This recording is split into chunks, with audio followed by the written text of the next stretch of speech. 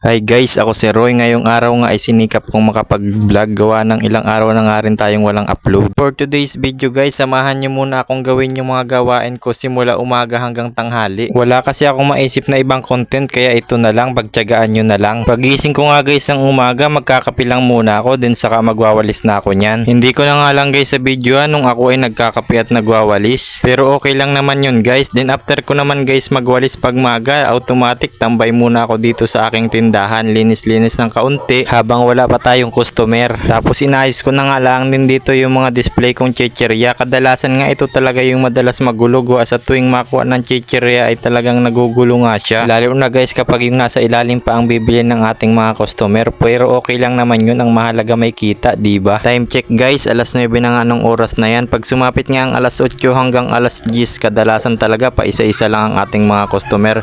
Kaya naman nagagawa ko yung mga gawaing bahay. Nagigib nga muna ako dito guys ng pandagsaw dito sa aming balon. Yes guys, sa balon kami kumukuha guys ng pandagsaw panghugas sa pinggan. Huwag kayong mag-alala guys, malinis naman yung balon na yan. Malabo nga lang yung tubig sa sapa. Pero ngayon lang naman yan guys malabo. Maya-maya nga lang ay lilinaw din yan. Pero don't worry guys, dahil malinaw naman ang tubig nito sa balon. Dito nga din pala kami guys naglalaba sa ilog kapag maraming labahan. Hindi pa kasi uso sa amin ng washing machine eh.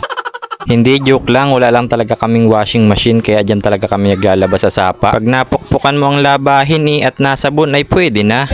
O diba guys, ang linaw pa rin ng tubig. After ko naman mag-igib ng pandagsaw guys ay nagugas na nga rin ako dahil wala pa nga ding customer tayo sa tindahan. And share ko lang sa inyo guys, maliit lang talaga guys ang kinikita ko sa tindahan dahil magkano lang naman guys ang markup ko doon.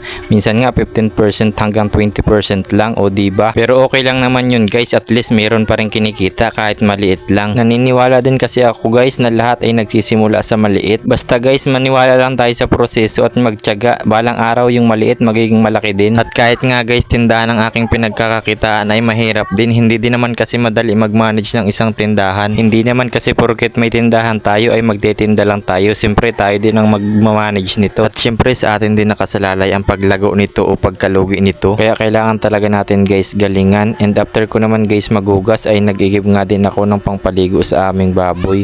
Yan nga palang baboy na yan ay kay mamang alaga. Ibinaba ang alaang yan dito dahil pinabarakuhan nung asais. Bali pag natuloy nga pala ang pagbubuntis nito ay iaahon na rin ito sa bundok. And after ko naman guys magpaligo ng baboy at magpainom ay bantay na lang ulit ako niyan sa tindahan. Dito na nga lang muna ako magtatambay at habang wala nga akong ginagawa ay nagripak nga muna ako dito ng mantika. Bali guys itong video na nga pala ito ay nung nakaraang araw pa at sinama ko na nga lang dito sa vlog ko dahil sayang naman. At sige guys, hanggang dito na lang muna itong video na to. Maraming salamat at supportan nyo at sana nga samahan nyo kung maabot yung aking goal. At sana hanggang sa uli nandyan pa rin kayo para sumuporta sa akin.